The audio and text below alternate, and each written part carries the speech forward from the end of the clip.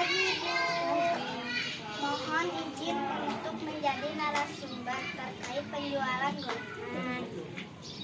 Biasanya modal pertama untuk membuat gorengan berapa? Oh, begitu. Dari modal tersebut biasanya harus dibelanjakan berapa? Semuanya. Habis semuanya. Dari bahan tersebut biasanya jadi berapa biji yang akan dijual?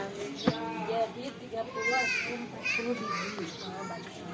Biasanya dijual berapa satu biji? Satu bijinya ada 1.000, ada yang 500. Dari semua gorengan yang sudah terjual keuntungannya berapa?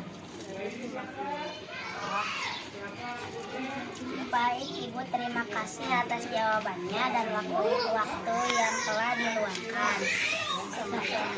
Salam literasi.